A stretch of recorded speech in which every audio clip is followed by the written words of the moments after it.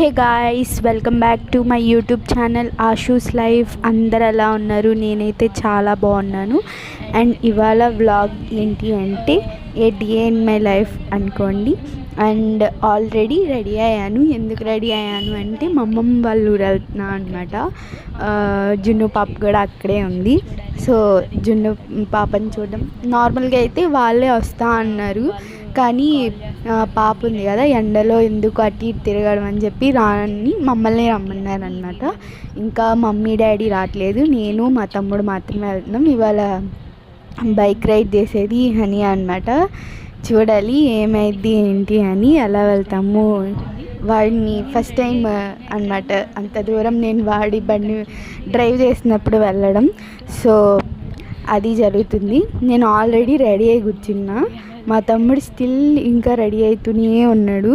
So ఈలోపు నేను intro చెప్దామని చెప్పి స్టార్ట్ చేశాను అనమాట. అండ్ వాడు రెడీ అయ్యాక బయలుదేరాము.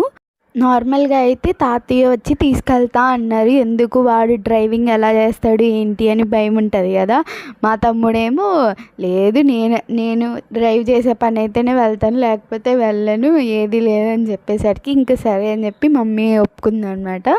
ఇంకా డాడీ చిన్నగా వెళ్ళండి అని చెప్పి పంపించి స్టార్ట్ అయ్యాము. మేము అద్దంకి నుంచి ఒక 15 minutes 10 minutes డిస్టెన్స్లో వెళ్ళొచ్చు. ఆ రోజు మా తమ్ముడు తీసుకెళ్ళిన స్పీడ్కి 5 minutesలో మా అమ్మమ్మ వాళ్ళ ఇంట్లో ఉన్నాం. అంత స్పీడ్గా తీసుకెళ్ళిండు. అమ్మమ్మ వాళ్ళ ఊరు పక్క పల్లెటూరు అనమాట.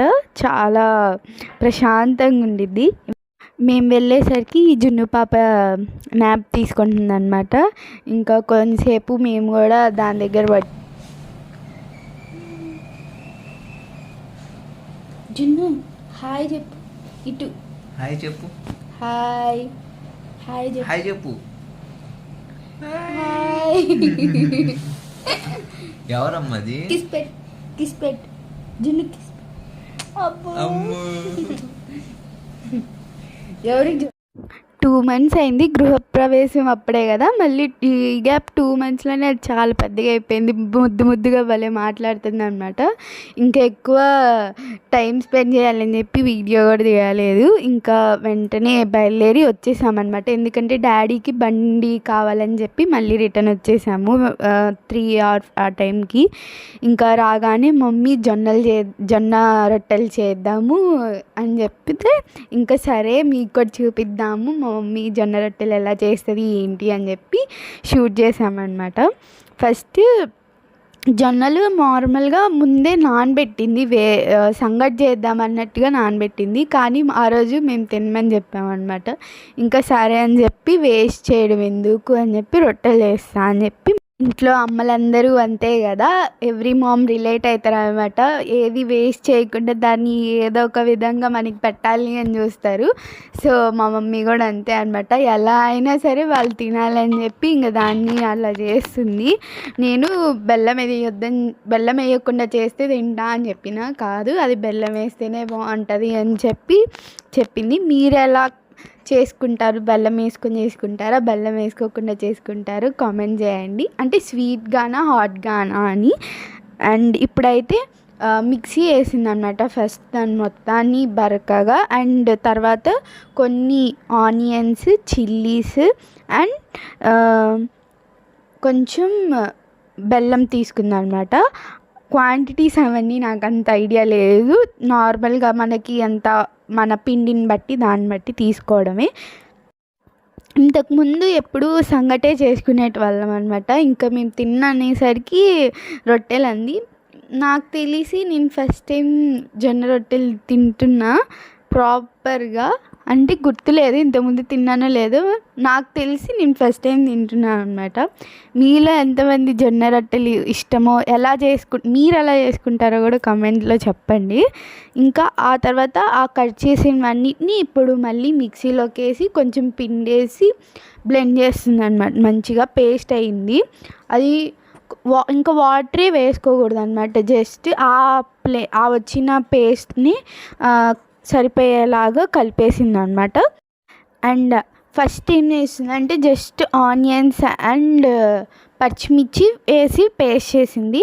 ఆ తర్వాత ఒకసారి బ్లెండ్ చేశాక తర్వాత బెల్లం వేసి బ్లెండ్ చేసింది అనమాట. సో 2 కలిపి ఎట్ ఏ టైం వేయకుండా ఒకసారి ఏమో ఆనియన్స్, ఒకసారి బెల్లం వేసి కలిపింది అనమాట. ఇంకా ఆ తర్వాత లైట్గా జీలకర్ర వేసింది అండ్ కొంచెం సాల్ట్, అది మన ఇష్టం అనమాట, వేసుకుంటే వేసుకోవచ్చు లేకపోతే లేదు.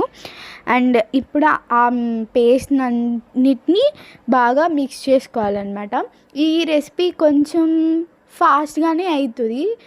జస్ట్ మనం నానపెట్టుకొని ఉంటే చాలన్నమాట జొన్నలు. అండ్ మిగిలినంతా చాలా ఫాస్ట్గా చేసేసుకోవచ్చు, టైం ఎక్కువ తీసుకోదు, జస్ట్ మిక్సీ వేసుకోవడం వరకే అనమాట మనకి. ఇంకా మంచిగా కలిపేస్తుంది అనమాట బాగా. అసలు ఈ ఎండకి కిచెన్లో ఉండి అవన్నీ చేస్తుంటే స్వెట్టింగ్ వస్తుంది అనమాట బాగా. ఇంకా ఆ తర్వాత కొంచెం వెంటనే ఎక్కువ దాన్ని నానపెట్టాల్సిన అవసరం ఏం లేదనమాట. ఒక పేపర్ మీద ఆయిల్ పూసుకొని చేత్తోని మన రొట్టెని చేసుకోవాలన్నమాట సర్కిల్ షేప్లో.